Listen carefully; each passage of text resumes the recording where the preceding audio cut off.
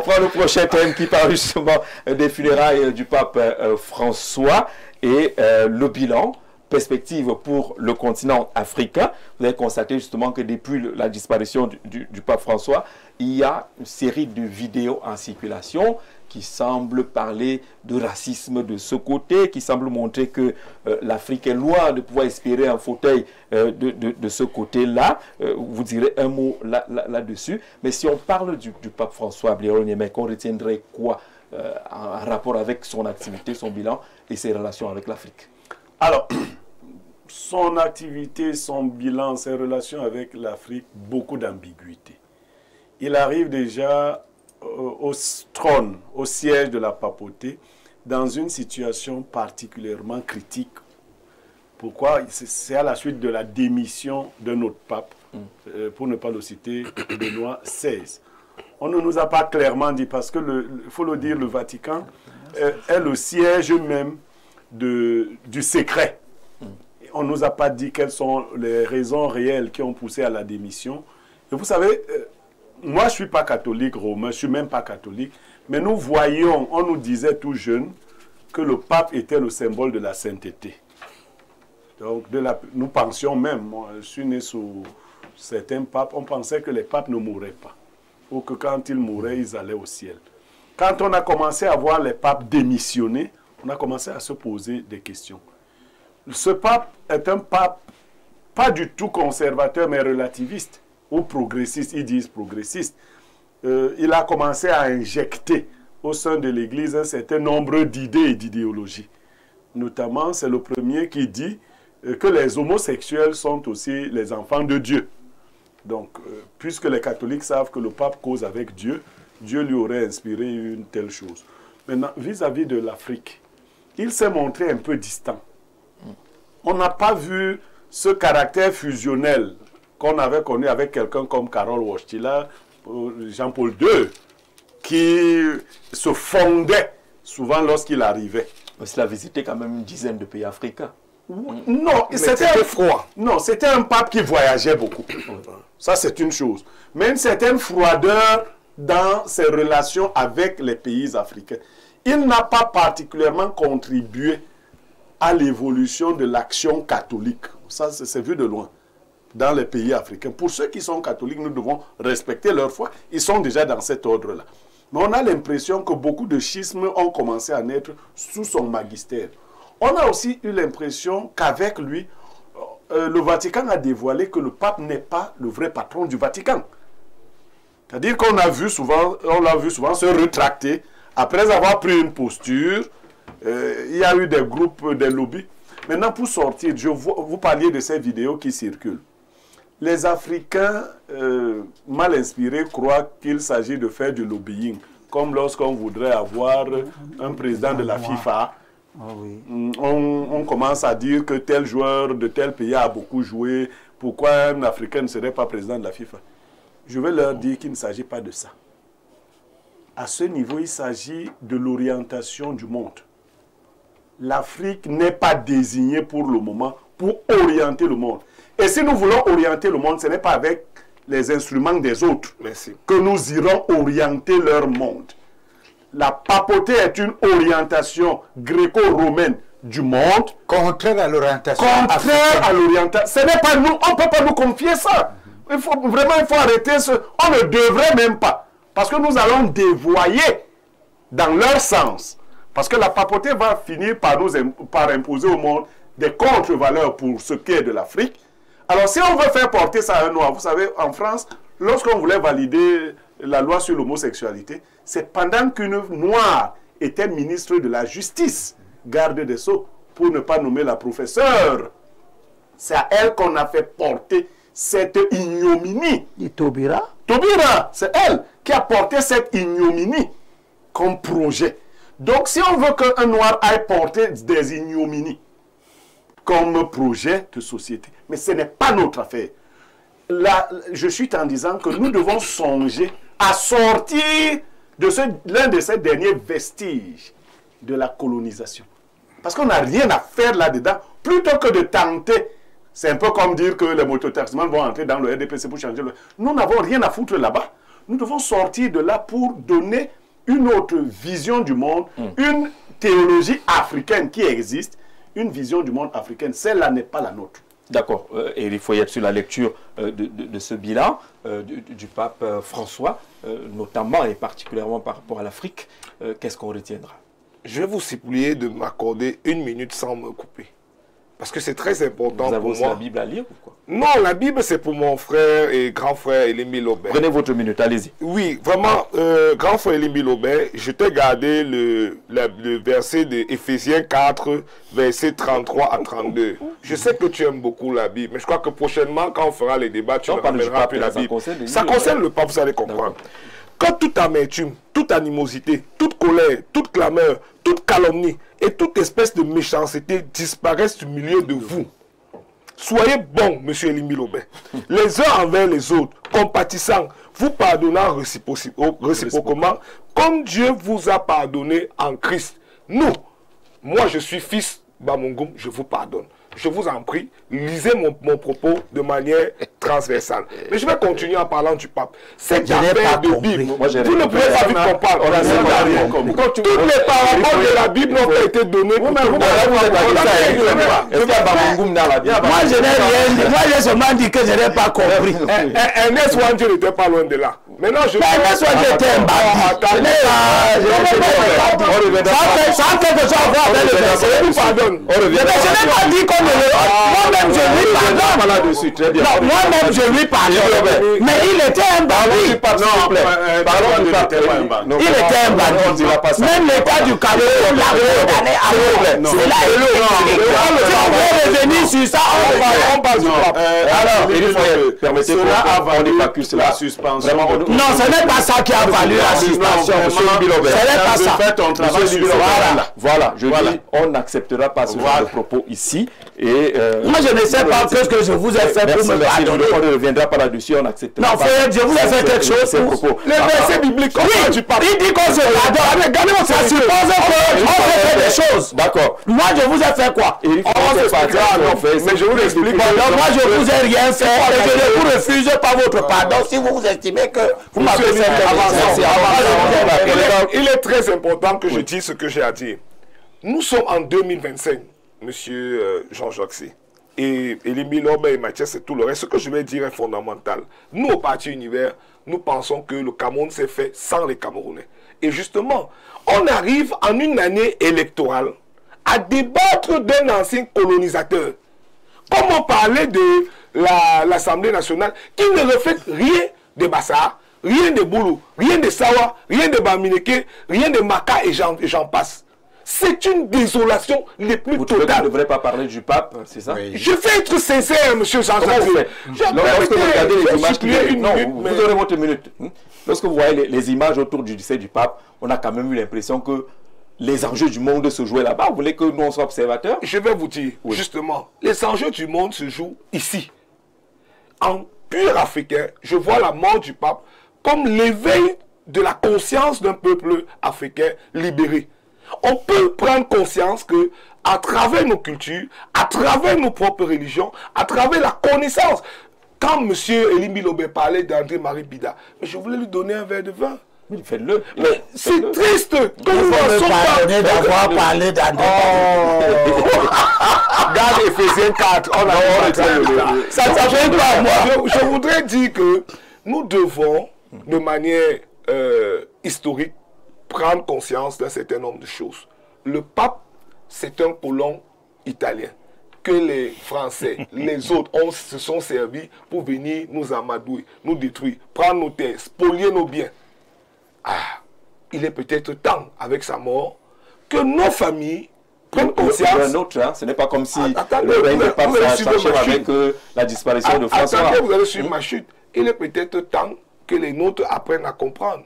Pourquoi est-ce que les Occidentaux ne remplissent plus les cathédrales?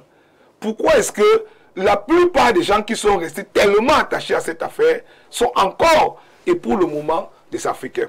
Je vais citer aussi une image que peut-être vous avez vue. Les Européens, de plus en plus, sont en train de monter un Christ noir. Un Christ qui serait, en réalité, un noir. Éthiopien, Anubien, qu'importe, mais un noir. Pourquoi pas un Camerounais? Je voudrais vous dire que le monde nous parle. Nous devons retourner à nos sources. Le pape est décédé, je présente toutes mes condoléances à la famille catholique. C'est très important. Parce que qu'on le veut ou non, les gens sont libres d'adhérer à des religions, sont libres, comme on parlait Vous ramenez le pape, vous voulez circonscrire le pape à une religion, c'est ça? Bien sûr, mais il est circonscrit, je le circonscris. C'est possible de le circonscrire à une religion.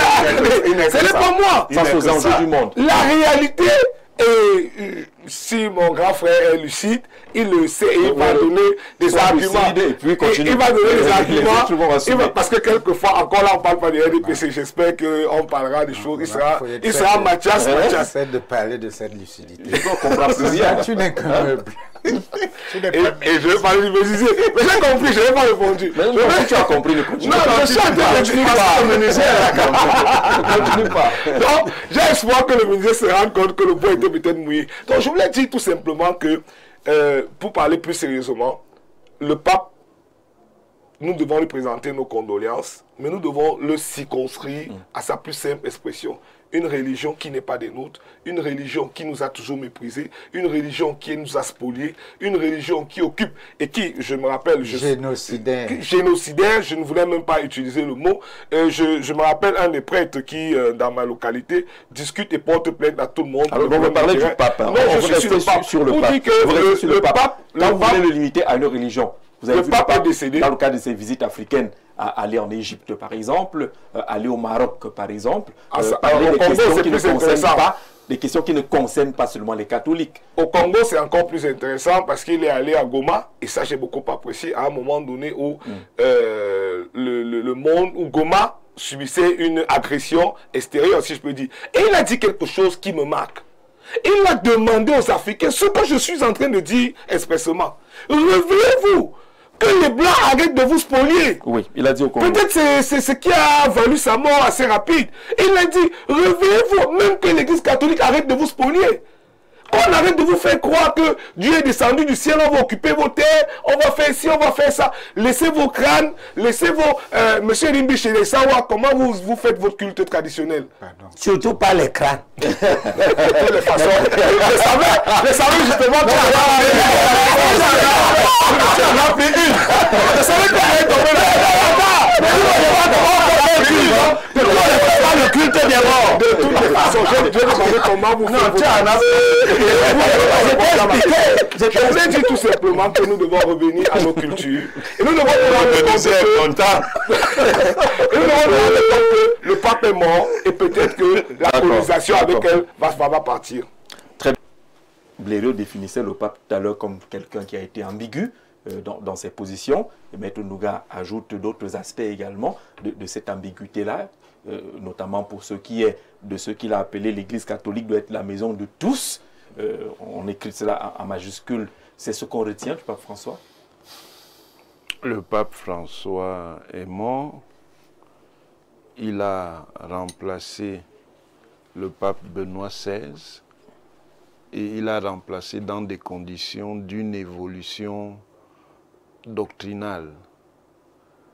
Benoît XVI était le garant de l'orthodoxie, le garant de l'orthodoxie catholique, et François, lui, s'est présenté comme un pape essayant, tant bien que mal, d'adapter le système catholique aux pressions et aux évolutions du monde dominant autour de lui.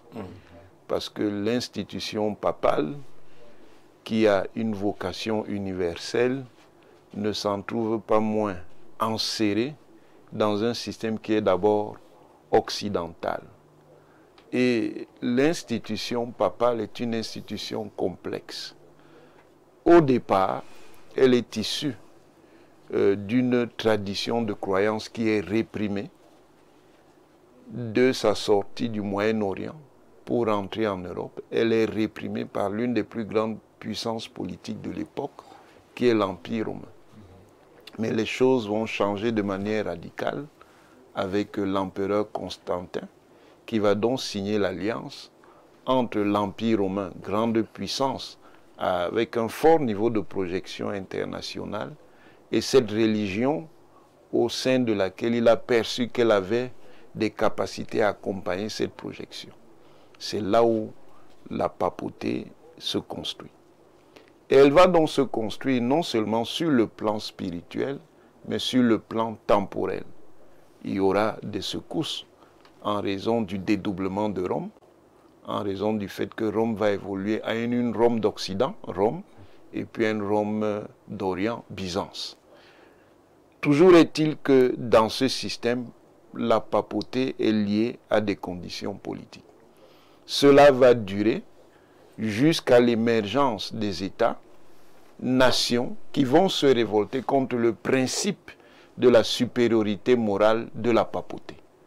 Parce que les États-nations occidentaux, les États territoriaux, vont naître contre la papauté et contre sa supposée incarnation politique, qui est le Saint-Empire. Mais le Saint-Empire lui-même, en réalité, était déjà une machine qui n'avait plus toute la puissance nécessaire. Tout ça pour dire quoi?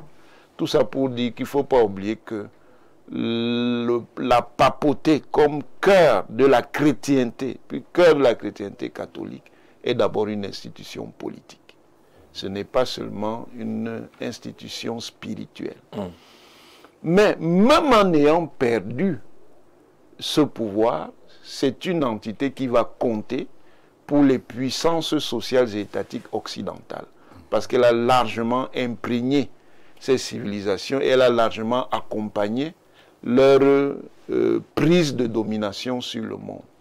Voilà pourquoi la papauté a souvent été associée à des choses qui peuvent paraître controversées et qui le sont effectivement, comme l'esclavage, la justification théologique de l'esclavage, l'accompagnement même de l'esclavage en tant qu'activité économique, comme la colonisation, en même temps qu'elle développait, et c'est ça aussi le paradoxe et la complexité de la réalité, des orientations qui étaient des orientations morales et spirituelles d'ordre universel.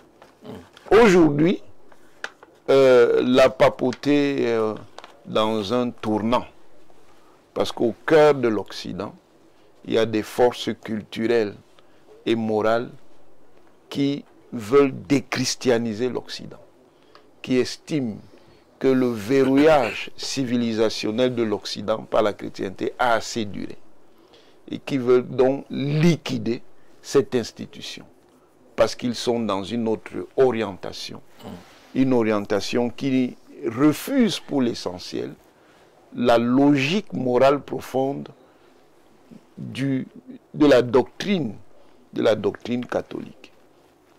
Et c'est pour essayer de résister aux pressions qui veulent conduire à ces liquidations que le pape François a tenté de conduire une évolution. Mais il s'est heurté à la résistance intérieure. Et cette résistance intérieure est particulièrement venue des zones, entre guillemets, nouvelles du catholicisme, c'est-à-dire ces zones d'expansion en Amérique, particulièrement en Amérique latine, en Asie et en Afrique. Le pape a dû donc, dans une certaine mesure, mettre un peu d'eau dans son vin. Mais la question va rebondir, et c'est là où on risque d'avoir une terrible ruse de l'histoire. Même si il y a des effets anthropologiques qui font qu'il n'est pas évident qu'il y ait un pape non blanc, pas noir, un pape non blanc, et surtout un pape noir, cela est possible. Ça veut dire que les forces qui veulent liquider la chrétienté catholique peuvent se servir d'un pape limite, c'est-à-dire qui ne serait pas occidental, blanc, qui serait non blanc, qui serait un asiatique ou un africain, et ça peut même être un africain, pour liquider définitivement la papauté. En faisant quoi? En se servant de lui pour faire exploser la machine que le pape Benoît XVI a essayé de protéger, c'est-à-dire l'intégrité de la doctrine chrétienne, la foi chrétienne. Et on peut se servir soit d'un pape qui a une position, d'un nouveau pape africain noir qui a une position modérée pour aller vers ce travail. Mais on peut même pousser le cynisme plus loin en se servant d'un pape noir qui a même apparemment une position très dure. Et en ce cas, vous savez à qui on fait référence, qui est le cardinal Sarah, qui est l'un des plus grands orthodoxes à l'heure actuelle au sein du système. Mais qui méconnaît l'Afrique, en fait. Je crois que c'est clair. Bonjour. Maintenant, ils ont essayé de poser d'autres problèmes. Je vais y aller rapidement.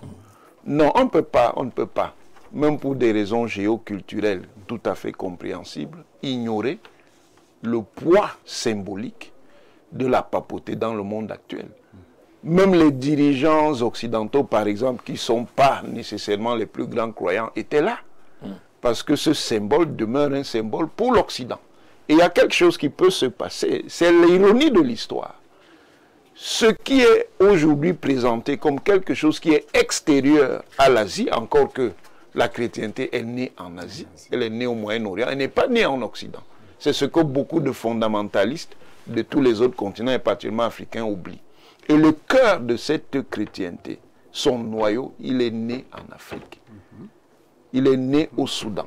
C'est au Soudan que les références spirituelles qui vont conduire à ce qu'on va appeler le judaïsme puis la chrétienté vont apparaître.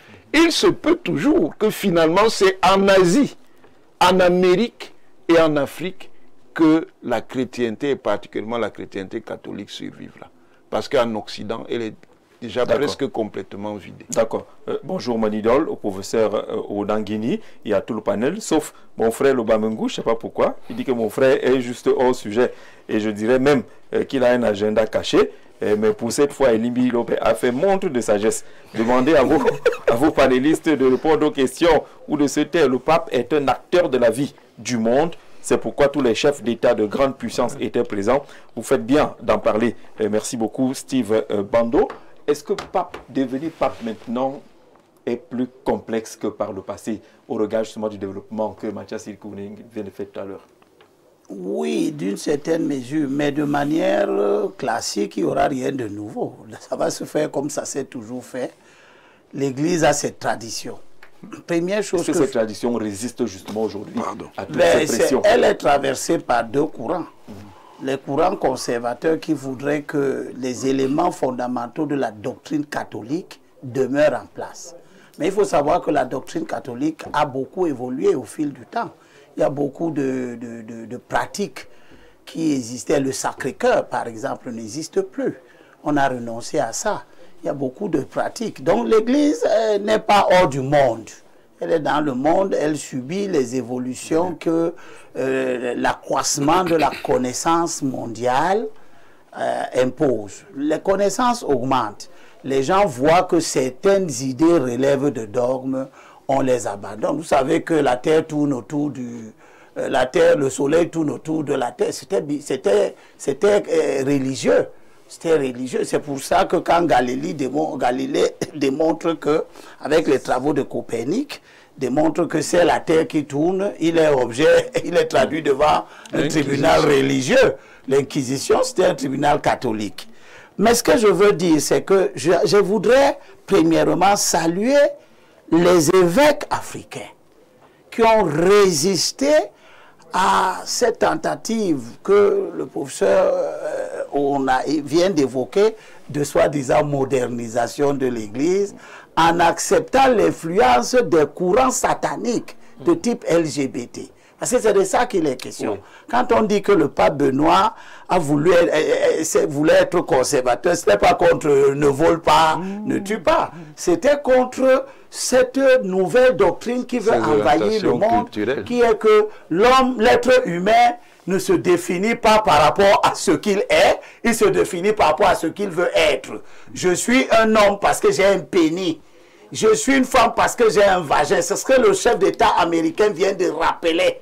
Et il y a un tribunal d'un État américain qui vient de nouveau de rappeler que vous êtes une femme parce qu'à la naissance, vous avez un organe sexuel qui fait de vous une femme, ainsi de suite. Or, nous avons vu se développer des courants, y compris dans les milieux scientifiques, qui veulent utiliser l'enseignement pur de la science, la biologie, etc., pour démontrer démontrer tout ce que les hommes évoquent aujourd'hui et légitimer donc ce que je suis avec d'autres, nous appelons des pratiques contre nature.